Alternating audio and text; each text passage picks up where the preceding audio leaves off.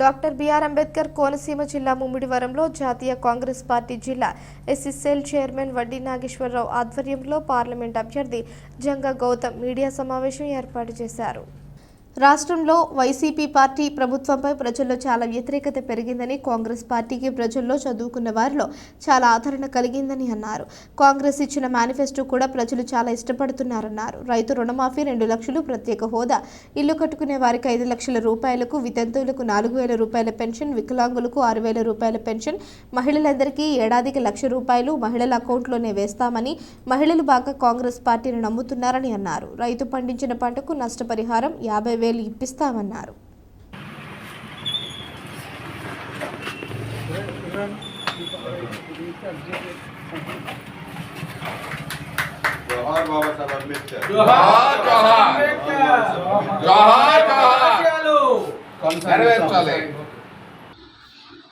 ఈరోజు జాతీయ Congress party parliament అభ్యర్థిగా నేను ముమ్మిడివరం అసెంబ్లీ నియోజకవర్గంలో ఇక్కడ పార్టీ అభ్యర్థి పాలెపు ధర్మారావు గారితో కలిసి ఇతర సీనియర్ నాయకులు, కాంగ్రెస్ పార్టీ ఇండియా కూటమిని బలపరుస్తున్నటువంటి నాయకులు అందరూ కలిసి ఈవేళ అసెంబ్లీలో ఎన్నికల ప్రచారాన్ని ఉదయం ప్రారంభించాం. ఈ సాయంత్రం రోడ్ షో కూడా జరుగుతూ ఉంది. నాతో పాటు ఇక్కడ పాల్గొంటున్న సిపిఐ జిల్లా కార్యదర్శి సత్యబాబు గారు, పిసిసి ఉపాధ్యక్షులు ముష్ని రామకృష్ణారావు గారు, ఏఐసిసి సభ్యులు యార్లగడ్డ రవీంద్ర గారు, పిసిసి సభ్యులు మన తాతాజీ గారు and SC department state convener vice president మన రాజేంద్ర ప్రసాద్ గారు, తర్వాత ఇతర నాయకులు వర్మ గారు, మా వడ్డీ నాగేశ్వరరావు గారు, మా సీనియర్ కాంగ్రెస్ నాయకుడు, ఎస్సీ విభాగం జిల్లా చైర్మన్ వారు, ఇతర నాయకులందరూ పాల్గొంటూ ఉన్నారు. జగన్మోహన్ రెడ్డి గారు ప్రభుత్వం భయపడి ఈ ప్రాంతంలో ఉండే అన్ని సామాజిక వర్గాలకి ప్రత్యేక సమావేశాలు పెట్టి కోట్లాది రూపాయలు వెచ్చించి ఉద్యోగస్తుల్ని వాళ్ళ మద్దతు ఇచ్చే ఉద్యోగస్తుల ద్వారా ఫోన్లు చేయించుకుని కొంతమందికి తెచ్చు వాయిస్లో వారిని బెదిరిస్తూ కూడా ఈవేళ ఎన్నికల నిర్వహణ చేస్తూ ఉన్నారు. మేము మొదటి నుంచి చెప్తున్నాం, నవరత్నాలు జగన్మోహన్ రెడ్డి గారికి ఓట్లు వేయట్లేదు. ఇప్పుడు దశమరత్నం ఒకటి వారు ఇంప్లిమెంట్ చేస్తున్నారు. అది ఎన్నికల ఓట్ల కొనుగోలు పథకం.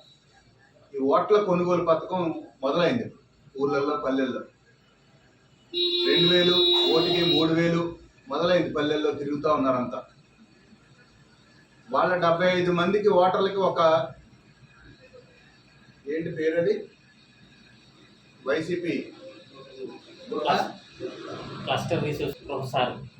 గృహసారథి. వాళ్ళు ఒక్కొక్కళ్ళకి 20,000 నుంచి 50,000 దాకా, చిన్న లీడర్లకి 1,00,000 నుంచి 5 లక్షల దాకా గ్రామాల్లో. ఇంకా కుల సంఘాల నాయకులకి అయితే 50 లక్షలు కోటి. సో ఇలాంటి ఎన్నికల్ని జగన్మోహన్ రెడ్డి గారు జరుపుతున్నారని అంటే అతని ఓటమి ఖాయమైందని, ప్రజల్లో అతనికి మద్దతు లేదని అది నిరూపణ అవుతుందని మాకు పల్లెల్లో తిరుగుతుంటే అర్థమవుతుంది.